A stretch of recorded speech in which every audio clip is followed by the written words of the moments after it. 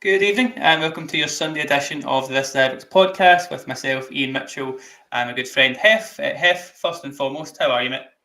I'm very well, man. How are you? I'm good. It's nice to not have a weekend ruined or even possibly ruined by Rangers, which is always is welcome information.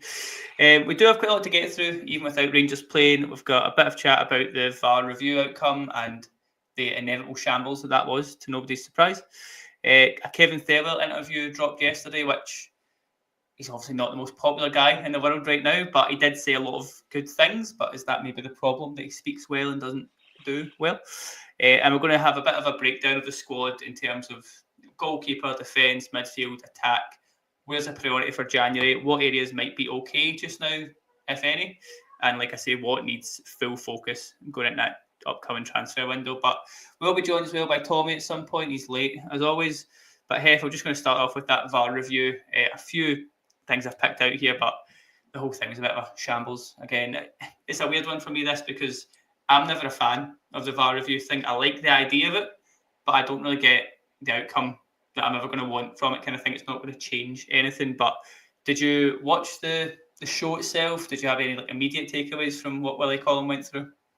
I disagree. I like the VAR show. I know that you're not going to get the outcome, but I know you were never really going to get an outcome. They were never going to change the course of the game. But I do like the element of them coming back and actually addressing the fact that they've maybe done wrong or whatever. But I think that's where they've went wrong on this one, is that Willie Collum, in one hand, was saying, yes, I totally agree, that's right, it is serious. It's not serious foul play because the ball isn't in play. However, he's going for the ball that isn't in play. Therefore, it's not violent misconduct because there's not enough force. However, I totally agree with the idea that it should have been a yellow, but I can maybe understand that it could have been a... You're like that. What are you trying to say here? There was nothing clear about it whatsoever.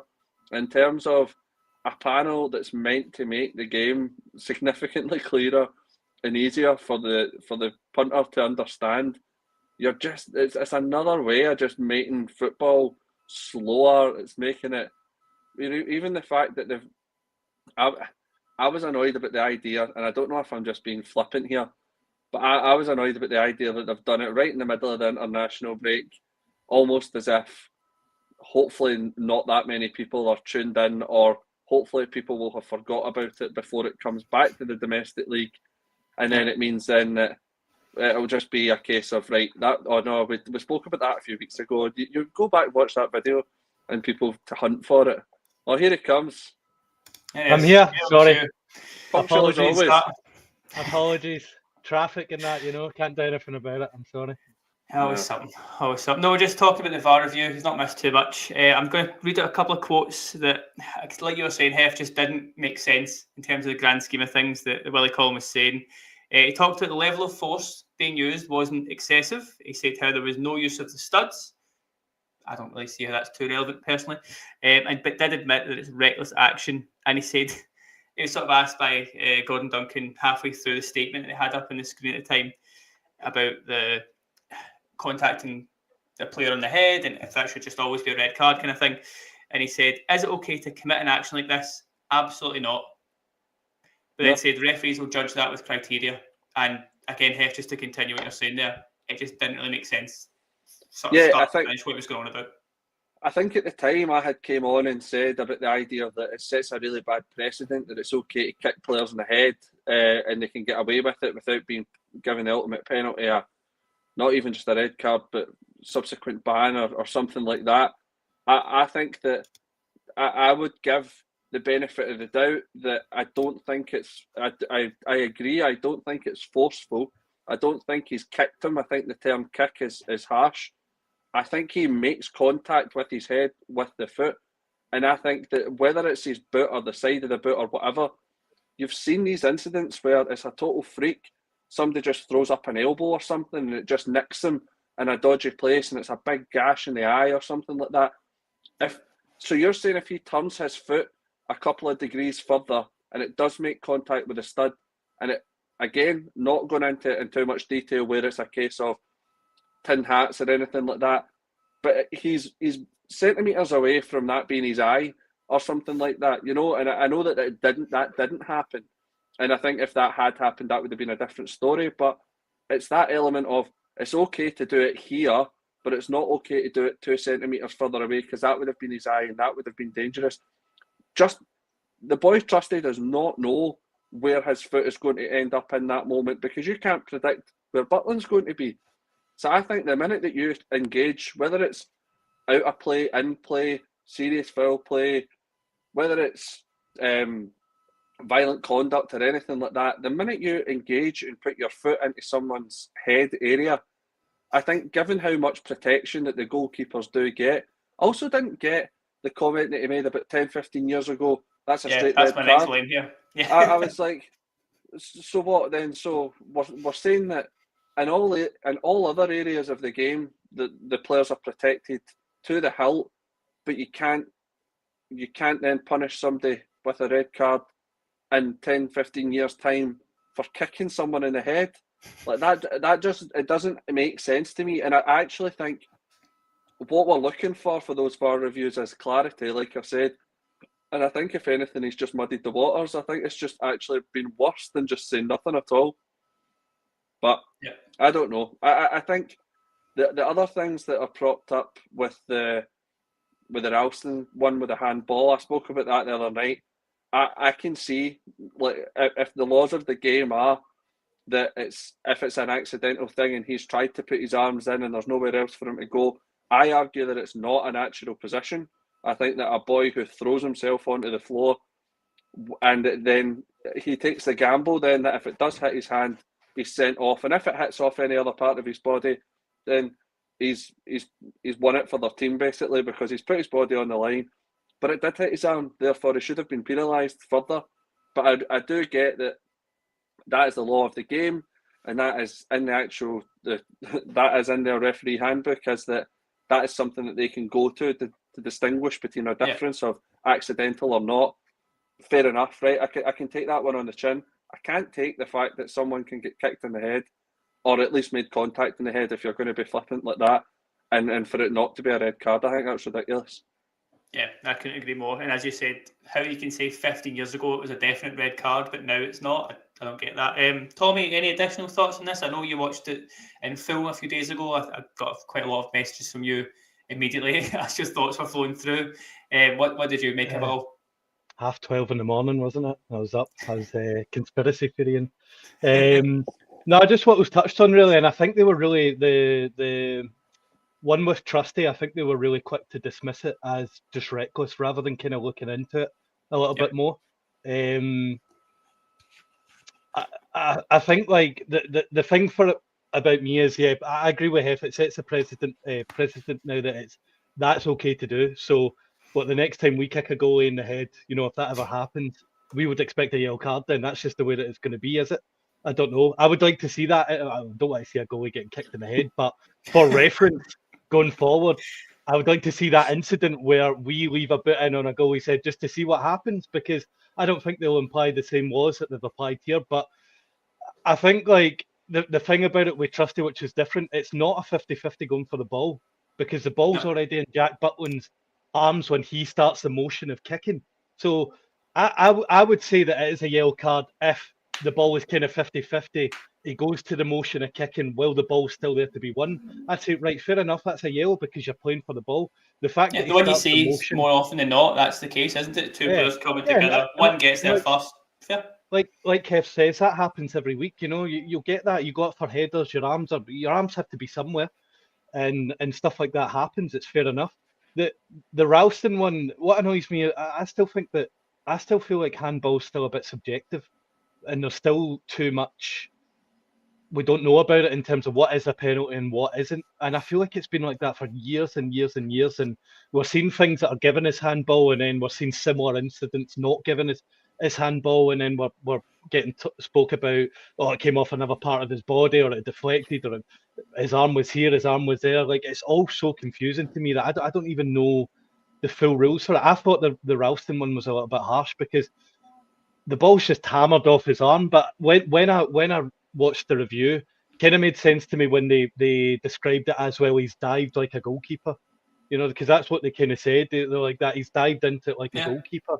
So it's hit obviously his elbow, but when that shot is hit, what is he meant to do? You know, he can't get. He's not really. His arm's not really.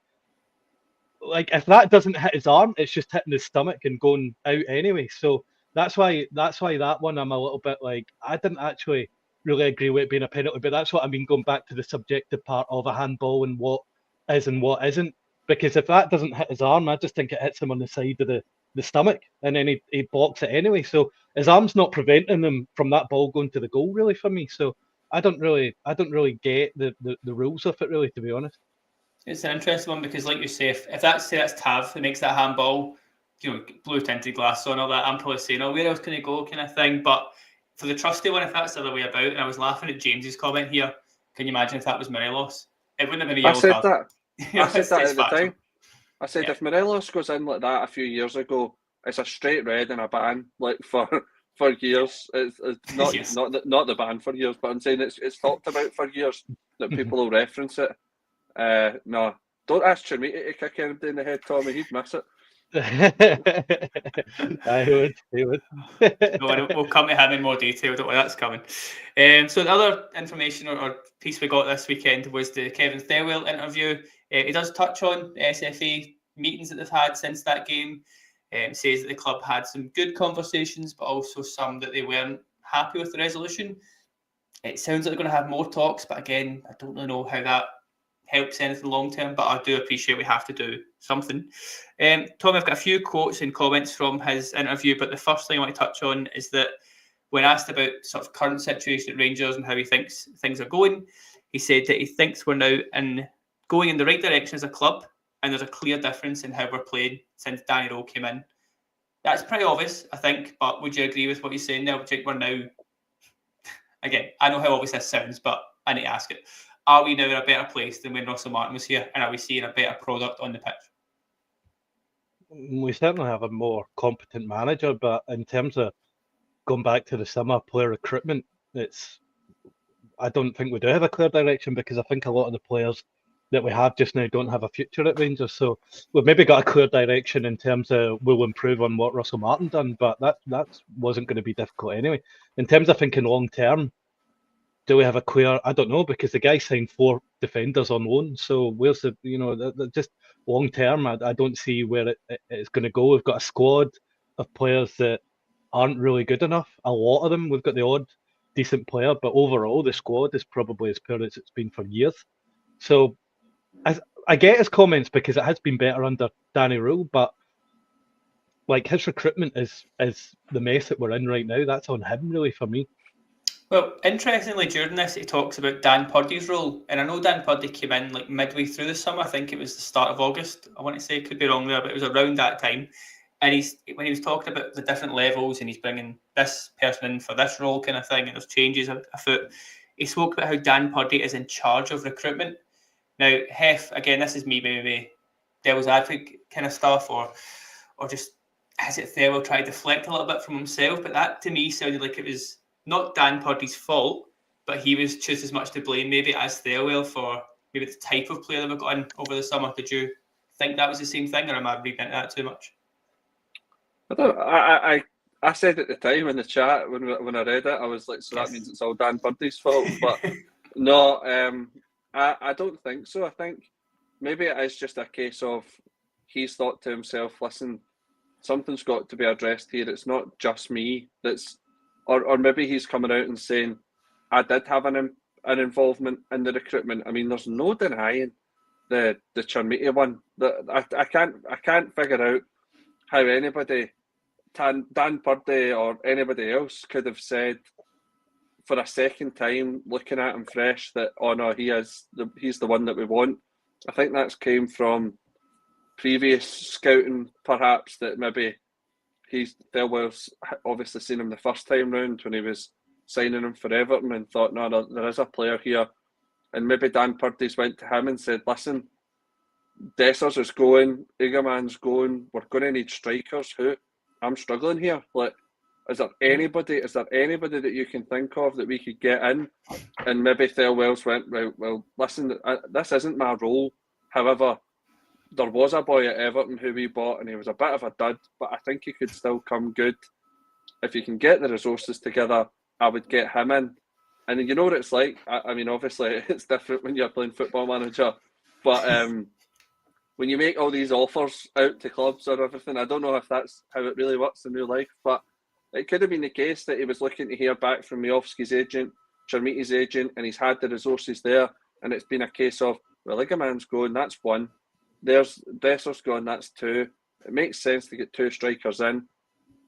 My big mate Kev vouches for him. He says that he's a top guy. I'm going to sign him. And maybe Thelwell's thought, well, hold on a minute. It wasn't my final say that we should have signed him. I just said that he might have been good. You should have done your due diligence there and went and actually done the scouting for it, because I think we would all agree that the way in which we signed both of those strikers was far too late in the window anyway, which would make, I thought at the time the Miofsky one did make sense, because he was somebody that had played in the league before, and albeit he was kind of out of favour in a kind of lesser team in Spain, and we were getting him back and stuff like that, and I thought, fair enough, that does add up. I would have taken him from Aberdeen when he was there. I thought he was good. And then you think the Dessers one just kept rolling on. We were playing Danilo up front. Danilo had been totally out of favour for previous managers, and you think, what's going on here? Igaman was obviously not coming off the bench. You're thinking, we need to sort this situation out rapid. And it seems to me, whether or not that's the case, but it seems to me like they were wanting to sign a striker, and then obviously nobody was in for Dessers, nobody was in for Igaman, and then they both came in at the last minute, and they've had to make a kind of knee-jerk reaction, where most clubs by that point in the window were already pretty settled. So we were only going to get strikers that were third and fourth choice strikers at other clubs, rather than ones that were succeeding because they wanted them to be in the fold for their team going into the new season. But I don't think Dan Purdy allows Kevin Thelwell to go on and basically say, I'm going to like kind of strike myself clear here, and I'm going to say, by the way, I'm going to do this interview and I'm going to say it was all your fault. Is that all right, Dan? And Dan goes, yeah, that's fine. I'll take that one on the chin. I think there does have to be some sort of an element where it's been a case of he's came out and said, listen, I did have some involvement with it, but I wasn't the one who sanctioned, and I certainly wasn't the one that signed all these players. And that maybe does wash Thelwell's hands of it a little bit. But then if that is the case, do we then need to hear from Dan Purdy to hear his side of it? I don't know. So I do think it was good that he came out and he spoke. And again, like somebody had said in the comments, I do think he speaks well. I think he is a kind of approachable guy. But I can't get away from the Chermiti signing will hang over his head for as long as he's here, and to see what return we ever get from him, whether that is financial or actually his playing ability, because up until now we've not seen anything close that would make that sort of investment worthwhile. And that's harsh on a boy who's only played for a few months, but like everybody has touched on, you'd like to hang your hat on some sort of raw ability or something where it was, he's not very good, but he's scoring goals, or he's brilliant, but he's getting in all the right positions, but the goals just aren't coming. It's neither. He's not scoring, and he's not showing any sort of flair to be any sort of quality player, whether that be in Europe or domestically. So, yeah, that's a real struggle to see where, because it's a struggle to see where Dan Purdy comes out and says, actually, no, Chermiti was him, or whether or not Kevin Thelwell does come out and say, well, do you know what, we're going to actually sanction for Chermiti to get that loan move that's been rumoured and try and get him out so that we can bring someone else in. And I don't know where it goes from here. But I do still like the content that Kevin Thelwell's putting out. I think it does let us see behind the doors a little bit. It's just whether or not it's what they want us to see behind the doors and not really the full the full picture. Yeah, it's an interesting tactic on a Rangers podcast to defend Kevin Thelwell there, Hef. So yes, that's brave. I did not. Clip it. I was See, to be fair, well done. To be fair, I've met Thelwell a few times, obviously doing the fan media stuff, and again listening to him, I think he talks very well. He seems a likeable guy. And I really want to caveat that with He seems like a likeable guy. I don't agree with his decisions, but I think he has good intentions. At least he just didn't appreciate what kind of players Rangers should be signing. I think that's quite a big key that he's maybe now learned. I simply don't trust him with money going forward, so that's a worry ongoing. But I don't think he's been spiting the team. I don't think he's been picking the team, which some people seem to have a weird narrative around. That's just not happening. But Tommy, what was your thoughts from? I know you didn't want to watch the interview, but from the interview itself, from the comments, I thought you might have done that. Okay, then I'll change this. What he did speak about as well was bringing in a Scottish coach. Again, we've kind of talked that a bit to death a little bit, how important that is, but it's still something we've not got. He also mentioned about how a data specialist from Huddle is coming in. Now, I know there's been a lot of chat about Hearts and their Jamestown recruitment thing that's getting these rave reviews because Hearts are doing well. It's probably good that we're not copying it, but we're doing our own little thing with data these days. Every club seems to be, but there's also a new director of football operations role. There's a new academy director coming in January. There's all these different changes. Is that good news for you, Tommy, or is it just a case of who cares, just winning the pitch and then the rest takes care of itself?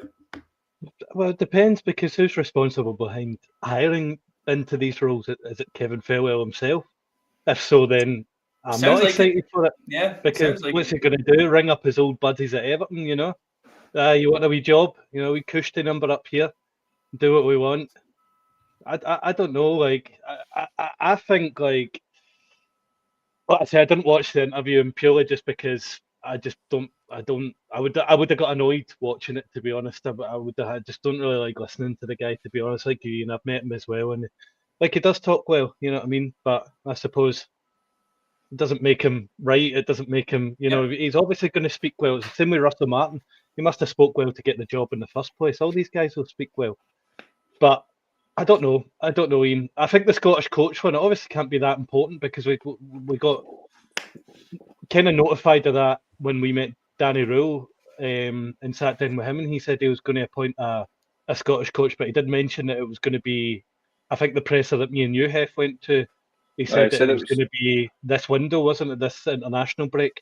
Yeah. So again, we're a week away from playing again, and we've not really got a rumour who it's going to be. Usually you kind of hear, well, it's going to be this guy. You just wait a few days on it being official. But we don't really know anything. Down to these two, these three. Yeah, there's absolute silence in it. There's not really much, so I don't know. And it doesn't seem like a complex procedure, really. I mean, what could we be going into? And if it is down to two people as well, what's the downside of just getting two of them in? You know what I mean? Can you have too many coaches, do you think? I don't think it's a bad idea if you're in between two guys, just get them both in. I don't see anything wrong with that either. Maybe it depends on the two. Like, I guess it's not going to be Barry Ferguson, for example. But if it was a character like that, I don't think he'd want to have opposite opinions. I think he'd want to be like, well, this is what I think. This is what the Scottish football guy thinks. I don't know how many guys you need for that role. I think he just needs a bit of a help. Like, I think we saw it with the Celtic game. He needed someone to say, no, you don't sit off Celtic. Like, we all know that. Any coach with the right mind of Scottish football knows that. It's just that kind of help. I don't want someone to come in and sort of try and take over in any way. But again, it's a fine line between helping and not being in charge anyway. It's the kind of thing I thought Neil McCann is built for, but I don't know if he's then only been built for Muscat coming in. Hef, there's a couple of things from Thelwell I touch on. He talked about the academy. Obviously, a lot of the new directors coming in, and the importance of giving youngsters not a chance as such, but a pathway to then get a chance. It's something we've spoken about for years on the podcast, that we don't do that. We did see Kyle Glasgow being involved in training the last few weeks. Ashton Scally was in one of the European squads. Two 15-year-olds who I've seen them both live a couple of weeks ago against Dumbarton for Rangers B. They were the two standouts for that Rangers team, despite being the youngest guys. They have talent. They just need an opportunity. Do you think this is the start of that, or is this more just words that people like me want to hear, so we stop complaining so much? I thought that the comment he had made surrounding that, I think it's good in principle, but then when you actually listen to what he said about what that pathway looks like, I don't get why a player would stay at Rangers and progress their career when the product that's being offered is you know, we've got players who are on the bench and they play pre-season friendlies. That's what he had said, was like, that's the pathway, is we'll get players in and we'll get them involved in the first team, not playing. But then the videos that they put out on the social media, I don't know if it is Kyle Glasgow or the other boy that you'd mentioned, but they're just carrying water bottles. You're going, right, that's brilliant. So is that their involvement in the squad then? Obviously they're training and all that. I'm being silly, but it's that problem for me is they don't want to come in and sit on the bench at Rangers. They want to come in and play, and not just at Rangers. They want, see, if you're going to sit on the bench at Rangers and make the odd appearance, and like he said, if you're a local boy and you grew up supporting the team and everything else, then that's brilliant. However, the problem then lies in, how do you then tell a boy at 15 that he could have the same opportunity, but he could be sitting on the bench at Bayern Munich making quadruple the wages, and being in Germany and getting a different experience and becoming a more well-rounded person by going abroad and getting that sort of thing. What you then need to do is say, don't go abroad, because we will give you game time. Like, we will actually play you in these games, and that's what's going to bring people along. It's not going to, and by people I mean the youth team. I don't think it's going to be a case of, well, if only we could just give players an opportunity, you know, when the team's struggling or anything. You say, well, at the start of the season we really were struggling, and before Danny Rule came in, our top goal scorer was like Finlay Curtis, and Finlay Curtis wasn't getting a look in. He was coming on for 20 minutes here and there as an emergency player, almost like a, let's just throw stuff at the wall and hope it works. And Finlay Curtis scored 2 goals for that,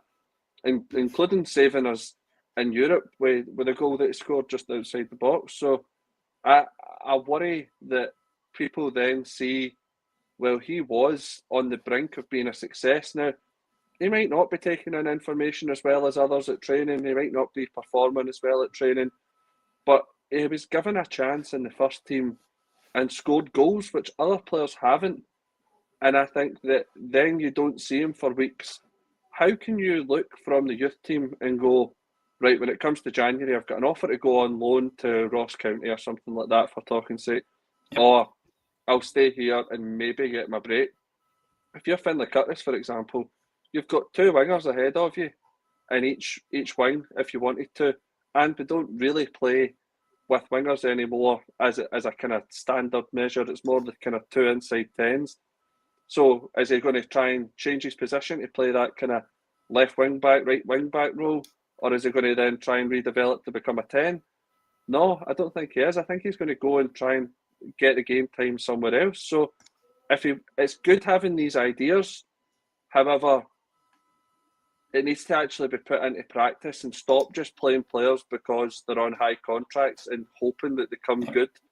And that's the Rangers' problem for years and years and years, is we've had people who are on 30, 40 grand a week, and we've had talent come through, and we've said, no, we can't play him because, you know, that would be ridiculous. You know, he's on X amount of money.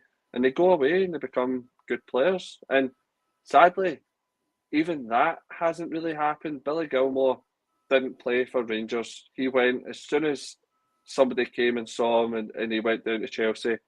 Nathan Patterson had the club captain in front of him. That was just a hard one to try and figure out, because he did get game time, and that was a push. And even trying to have it right back with Tav pushing up onto the right midfield role just to accommodate him, because they obviously saw such potential. But before that, I can't really think off the top of my head. Maybe Alex Lowry, when he initially came on the scene and people were crying out for him to play, and then inevitably when he did get a run of games, we saw that his quality probably was made out a wee bit better in glimpses than what we see more consistently. So that was fair enough. But yeah, it's been years since we had somebody come through the academy and make it actually as a regular in the first team. I can't actually think off the top of my head of one that's done it in recent times. I mean, Ross McCausland's the only one I'm thinking of, and he, tried his hardest, was a good pro, just was never going to be good enough to play week in, week out, to put it nicely. But at least that's one that came through the system, got some game time, scored some goals, and then we've sold him. I know it's a loan just now, but I think it's a loan with an option, loan with mandatory kind of thing. So we will make some money off that. See if you're doing that every year with 3 or 4 guys, that's probably a success enough. And you get one that breaks in the first team. It's kind of all you need, because like no other academy other than what Barcelona is successful, year on year on year. It's just that one little gem that we just haven't found for so long now. Tommy, my thoughts on guys like Lowry and Leon King, and try to back these guys that they might become good enough, but it feels like there's kind of like a threshold in the academy where if you are way too good, you get poached, and if you're not good enough, then you become what we see as an exciting prospect. But in reality, we let go of the ones that are too good, like even Rory Wilson and stuff like that, who went to Villa. So just players like that we've got that probably could develop if he stayed with Rangers and then broke into the team if we did have a better pathway. Same with Billy Gilmore. These are the guys that were too good for the academy and they go and they get poached. But then Lowry probably wasn't at that level to get poached like that. So then we then see Lowry as, this is the exciting prospect, when in reality, he just didn't get poached. That's what I see. We is there a way that we can prevent with a pathway into the first team? Because at the moment, can we really say to a guy like Rory Wilson, you'd be better off staying here? Because what's the proof? He's a good argument, to be fair, because he's one of the top scorers in like the PL2, whatever they call it, like the B League for the Premier League just now. He's playing there week in, week out against very good players, obviously the best youths across the country, banging in the goals. If he was still here, he's got to have had at least a few first-team opportunities just now. I don't know if he would have because of what we do, but how bad we are up front, which again we'll come on to. That joy's still to come. But he would surely have got some game time. So if you're him, you're thinking, well, I'm down here playing, B League football, but probably making more than I would ever make at Rangers. It's quite a comfy, safe, good life to start building for yourself in a good environment. What I was kind of thinking about as well is I've seen watching an Arsenal game recently and seen Max, is it Doman, come on for them, who's 15. I just think, man, they're just flinging a 15-year-old on. Like, the game's already won. So why not bring guys like this on when we're in these positions? If we're, for example, if we are, a couple of goals up or whatever, then fling them on. Do you know what I mean? When we were up against 3-0 at Dundee, if we've got 10 minutes left, why not just throw one of these guys in? Whoever you think's going to succeed, just throw them in. See if you put a centre back on, like, that's a bit risky. You can concede a goal and suddenly it's nervous. Throw a winger on, like Kyle Glasgow is one. I've said his name a few times. That I think he's got the potential to make it. He looked good anytime I've seen him. He just needs a chance because, like you're saying, why would he stay if a big boy from down south comes and offers to times his wage by 10, give him a good grounding, good academy? You need to have a reason to stay here, as Hef was saying. But obviously it is financially driven as well, and these guys are thinking about making the money, which is fine. But like, if these guys are Rangers fans as well, especially, like, obviously I'll never be in that position myself where I've got to make these decisions. But surely in my mind, I'd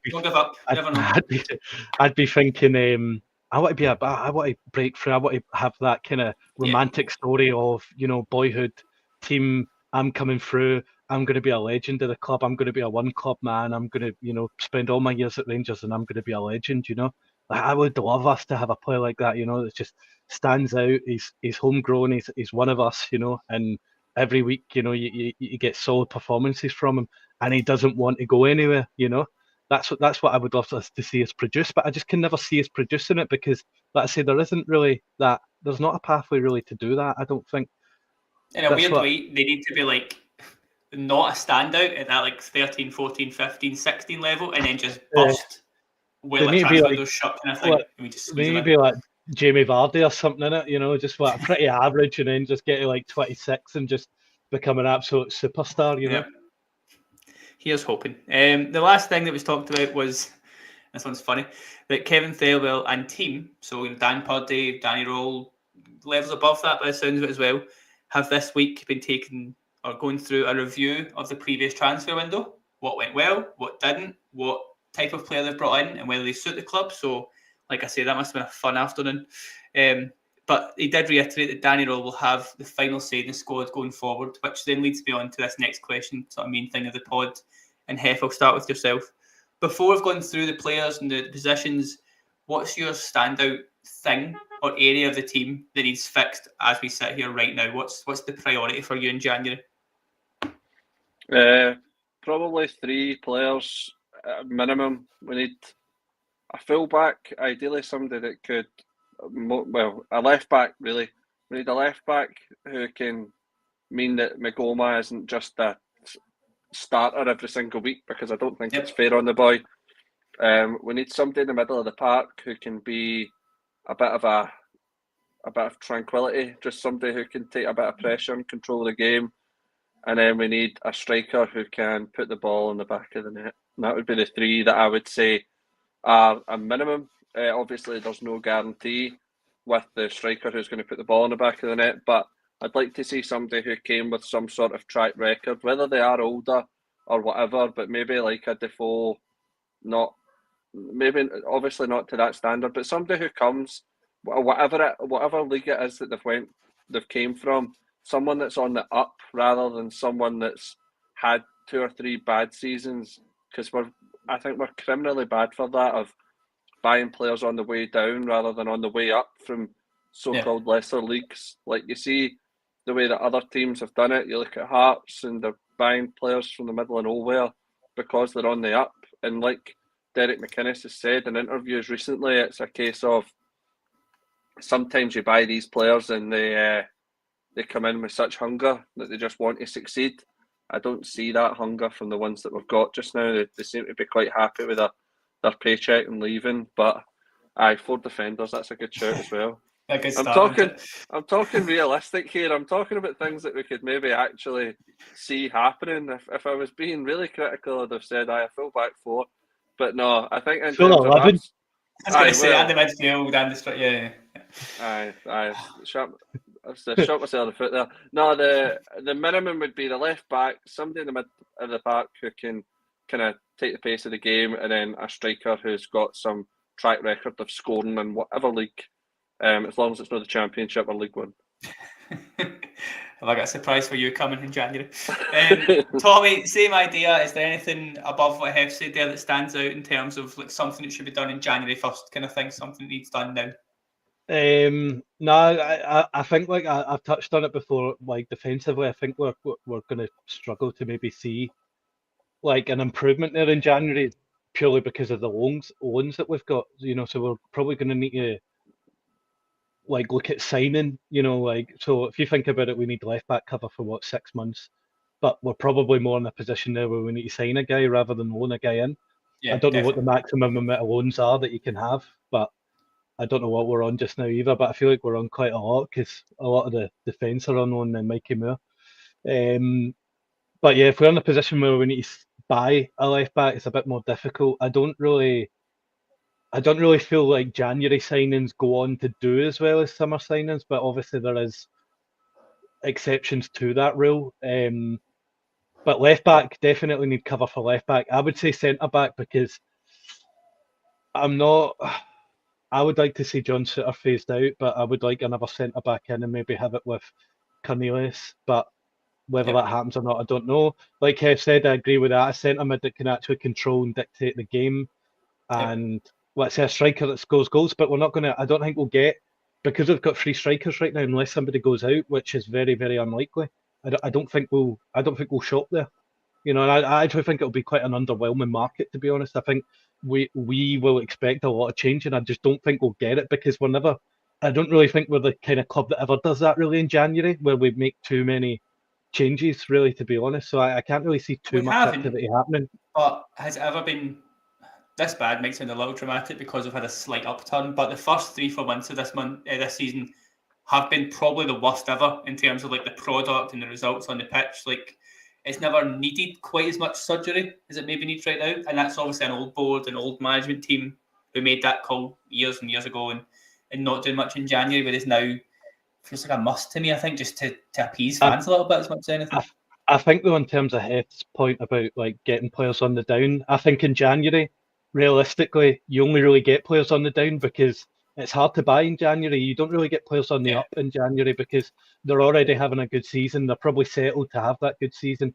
It's harder, so I feel like any player that we do get would be a player on the down. And let's say it might need to be a loan in that instance as well. So I don't really know, but I don't see us doing a lot really, to be honest. And it depends maybe who goes out as well. But I say players like Bajrami will probably end up going out on loan. I don't know if we'll just loan out Rabi Matondo just for the last 6 months of his contract as well. Who knows? He's gone But nowhere. maybe Who? well, yeah. Matondo, Rabi Matondo. Matondo's one of the ones I've not even put in my list here because there's no point anymore. We're nearly done. He's got 7 months left of the contract, and we can not ever say that name again. So he's not even on my list to talk about tonight for that reason. Maybe somebody will pay 10% of his wages for 6 months. Who knows? Like, well, would that not be a point then? Would that not be a point to talk about? Would be the idea that maybe we don't get somebody in, as you're saying, on the up, but maybe we get somebody whose contract is going out. We've seen us doing that before with like Kamara and players like that, where we then say, right, we're going to buy him on a pre-contract anyway. We'll just pay you a small amount of money and we'll get him just now. I'm not saying that that's going to be the sort of player that's on the up, but you might think that like there's a player that's maybe been holding out for a move in the summer, and the club are sitting going like Shankland or something from previous. Like if we had went in January and said, we'll give you £1 million just now and we'll just call it and we'll take him. Maybe obviously that's an inflated figure, but I'm just saying in terms of like let's cut the contract short, we'll pay it. I don't think you're necessarily going to get somebody who's on the up, but you might get somebody who's like kind of challenging for the contract that could turn their head. I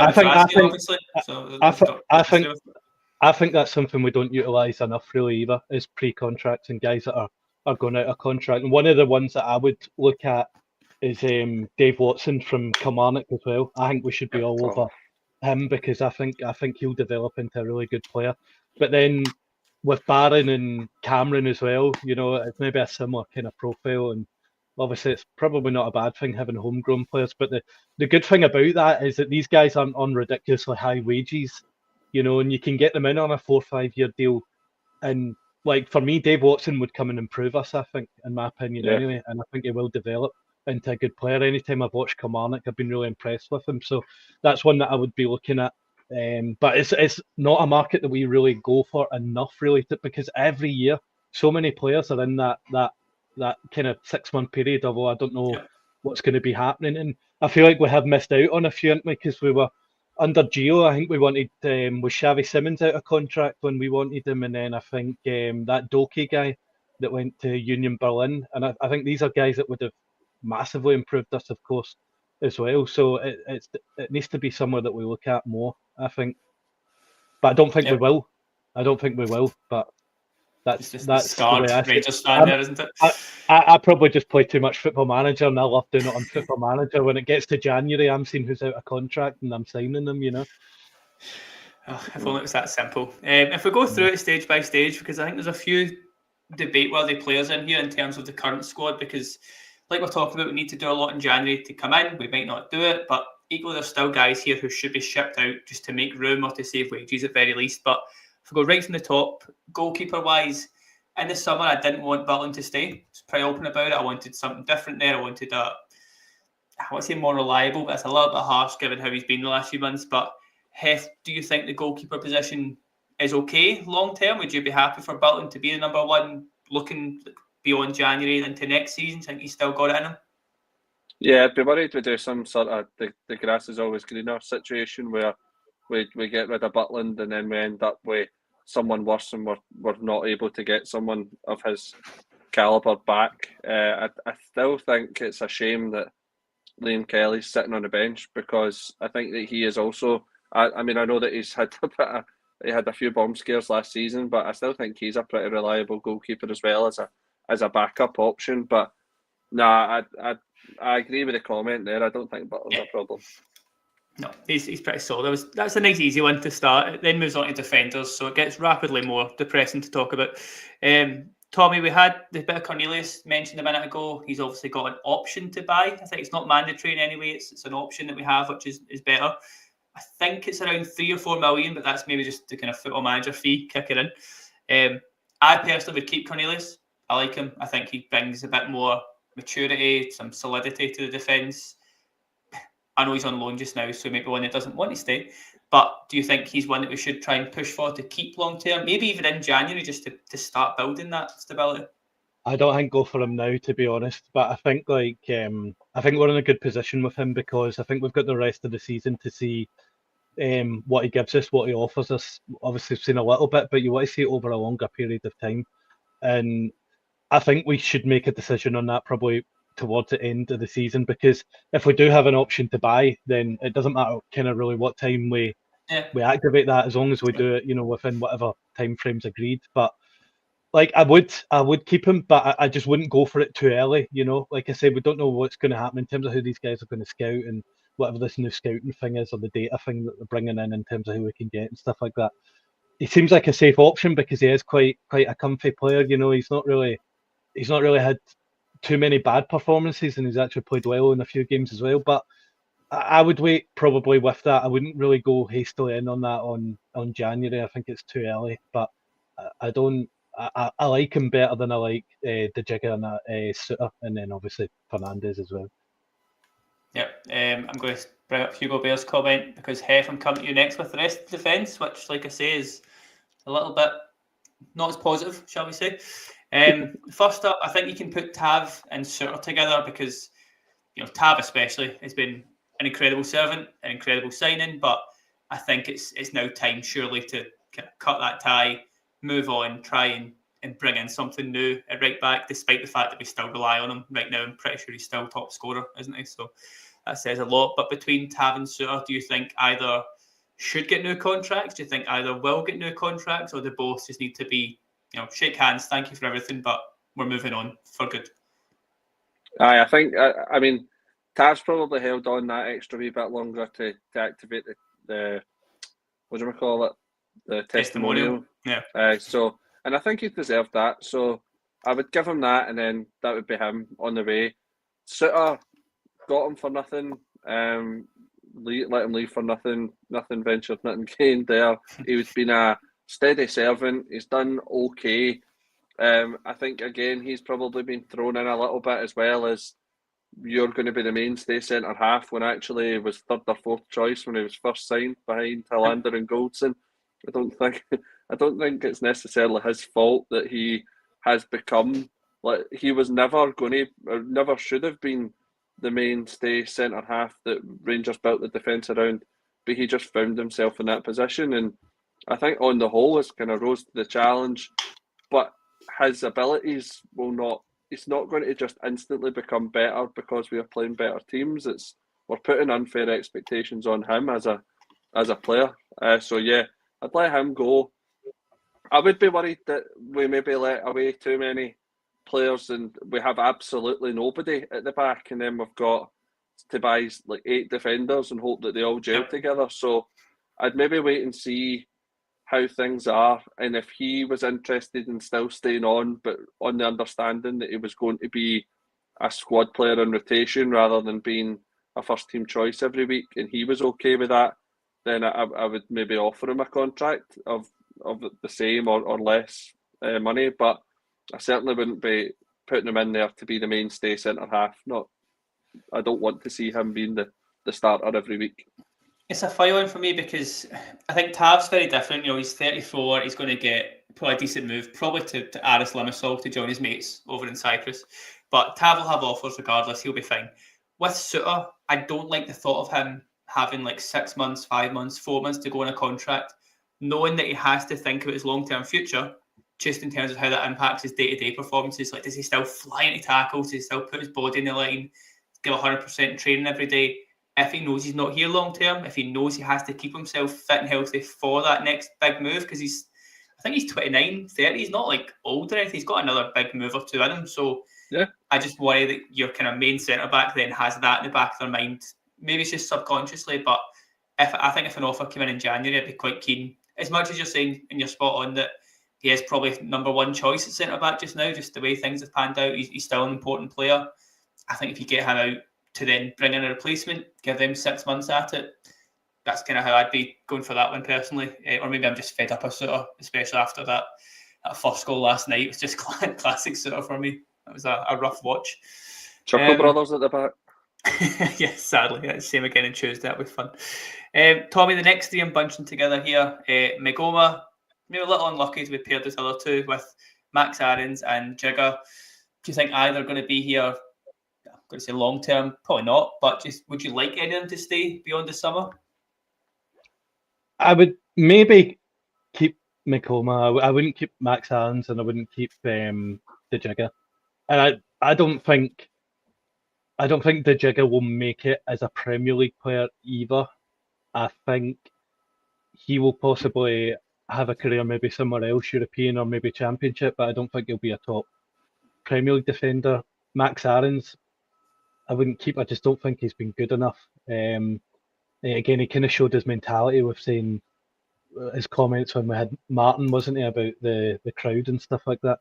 Also Makoma, notes as well, just on Max Aarons, and nobody else seems to have picked up on this. See, if you look at the penalty that Tav's about to take against Celtic in that semi-final, there's an angle from kind of the fans' perspective, and Max Aarons is facing the other way, as in he can't look. I know players do that now. I know it's like a modern thing to kind of not look then celebrate if it goes in, but I just thought your mentality's getting questioned, and now you're too nervous to watch a guy hit a penalty. Like you're not built for Rangers. You should be like jumping in the celebration. He's been shown a bit of passion, wasn't he? He was quite happy after we beat Hibs, wasn't he? And he seemed quite happy with it. But I like seeing that from players, but like in terms of quality and stuff like that, I don't think he's it. Makoma, I would maybe just on a potential, like I don't think it should be like kind of first choice, but it should maybe like if we had like a situation that we had with Ridvan and Jeffy, where we had like kind of one was the starting and then one was kind of meant to be the up and coming one, which was meant to be Jeffy. It didn't work that way, obviously, with Ridvan being injured so much. But if we can have maybe Makoma as what Jeffy was meant to be, and then like another left back coming in and being what Ridvan should be, and kind of have it like that, I would be okay with that. I think it depends on the cost of it as well. But if there's not too much money involved, I would maybe be okay with him. But I wouldn't be gutted. I'm going to bring up the comment from Jackson. Yeah, I'm sure it was Brentford he's moved to Zolman from, isn't it? They paid about 10 million for him, so he's not going to be cheap if you want to keep him. If it's anywhere near that, then I wouldn't touch him. But let us say, if he goes back and I don't hear his name again, will I be upset? I would not, Ian. I would not. Yeah. I'd probably forget about him.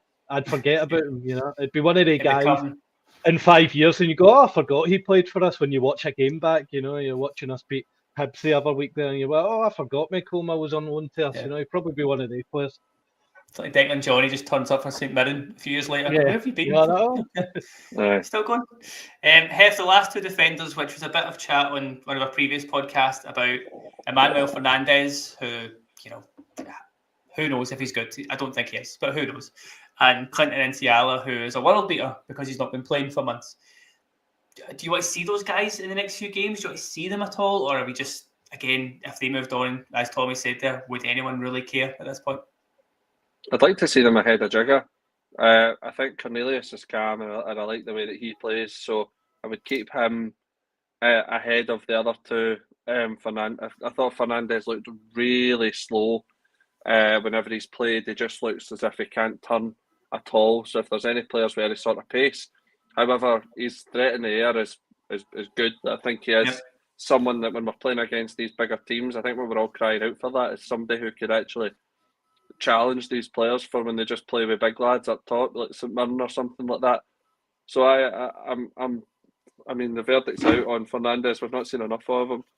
Clinton Ciala, I thought was okay when he first obviously played that first game. We got man of the match or something, did they not? Like when he first came on, and I thought, wow, what a player we've got here. Like where has he been? Similar to the Eggman one was, why are we hiding these players and saying that they're not ready yet? Clement was an absolute nightmare for that, as they're not ready yet, they're not ready to play first team football, and then they play and they're like miles better than what we've got. But there must be a reason why we're not seeing these players, because I mean, after that first initial games where he was playing and he looked okay, he had a good few games where he was not bad, but certainly not good either, just like totally mediocre. Pushed off the ball, looked like a wee boy at times. Was it the Kilmarnock game at Ibrox? He was just getting bullied. He came off under Ferguson really early as well, at Kilmarnock, sorry. So, yeah, he's had his good and bad moments. I know the game you're talking about now. It was dreadful, that game, and I think there's obviously a player there. I mean, you don't obviously start your career at AC Milan if you've not got some sort of talent, but I would like to see more of him. If we're going to be playing with Jigga in games, I would rather play some of the players that we've already got rather than players that we're not going to buy. Like Tommy said, we're not going to buy these players, so why are we Why are we like boosting their career when we could actually be boosting the own players that we've got? You know. Yeah, very true. We're kind of running out of time, suddenly rapidly, Tommy. So I'm going to fire a few names at you, and whether you would keep them and try and build a team with them or get rid of them. One I'm going to start with is Raskin, and obviously that's kind of the main issue with him is the contract rather than the player more than anything. But would you keep Raskin, or would you be quite happy for him to move on in January as well? I don't know. When's his contract out? It's not the end of this season, is it? The season after? 2027. Yeah, so as of this summer, he'll have a year left, which is Raskin- dangerous territory. Raskin has to be the player that we, in terms of the player trading kind of profile that we want to do, Raskin should be one of the ones that we're profiting from. So Yep. would I sell in January? Yes, if we got a good price for him, because I think he's a little bit of trouble as well at times. He's a brilliant player, but I would sell him if a good bid came in. I wouldn't mind losing Raskin if we got a good bid and we replaced him. I would be fine with it. What about Diamandi? Is he a player that you want here long term? Because I've always quite liked Diamandi, but I think it's the idea of Diamandi that I like rather than anything he actually does on the pitch. Does Diamandi fall into the kind of same bracket as Glenn Kamara for me, which he's a really good technical player, really, really good in that department, but just has one good game, has one bad game. Like, we can see there's a player there, can't we? We've seen it. We've seen him have really, really, really strong games. But Kamara was like that, but Kamara tended to have his better games against Celtic and in Europe, and I kind of feel like Diamandi's fallen a little bit under that as well. Yeah. I'm not sure if he can kind of get his game a little bit better to, out whiff of Europe and Celtic and consistently show up in the league. I'd be fine with Diamandi. I wouldn't have any issues with it. The problem is we have too many games where Diamandi is giving the ball away, he's lazy and these kind of things. So I'm a bit on the fence about Diamandi to be honest, but there's no doubting that there is a player there, a good solid player. Well, after getting I just mean in terms of the technical ability, because Glenn Kamara was really technical, and I feel like Diamandi's like that as well. When somebody's pressing him, the way that he uses his body, in terms of turning in and out of a press. This comment here is perfect from Nicholas, we'll go for. I know you comment all the time, so thank you for that. But I think those two, especially Raskin and Diamandi, like we touched on right at the start in terms of what we need, see if they had like a guy who can control a game beside them, talk them through it a little bit. These are young guys, they're not young, but they're like, 23, 24 kind of age. It's that age where you should be kind of building yourself as a complete midfielder now, but they've just not had a guy beside them to help with that. It could absolutely change their games. Hef, I'm going to fire a few more names at you. It's a little bit easier, maybe. Kieran Dowell, any hope of Kieran Dowell's career revitalising himself at Rangers? No. Good. You're not mentioning Matondo, but you'll mention Kieran Dowell. They're not following the same bracket. Yeah, man. Kieran Dowell's part of the leadership team. Give him a break. Exactly. Asgard and Rothwell I've clipped together here because both have come in with, I think we all thought, Rothwell could control a game. Asgard was our goal-scoring midfielder. Right now, I don't think anyone would be too bothered if they both moved on, whether it's loan or not in January. I don't expect them to leave, but what's your thoughts on they two? Would you be averse to seeing them go out the door? I mean, I'm not mad against Rothwell, if I'm honest. I don't think he's terrible. I don't think he's like the worst player who's ever came. Like, I've seen glimpses of him when that game that he came on off the bench and made a few runs forward, and I actually thought, hold on a minute, maybe it's meant to be playing a bit further up the park. Then he got injured, and you thought, oh, that's a shame. But Asgard, I've already said my piece on him. I think he's rank. I can't I'm go. the one guy I think left who's still sort of defending him, and it's getting harder to week by week. That's the problem. People just don't like him because his hair. Tommy, we've got Tommy, Gassama and Ant-Man are together here because Gassama started brilliantly. Ant-Man started well, I guess, first few games, but both flattered to deceive a little bit. But I'm pretty sure you'd keep those two, right? There's something to work with the winners.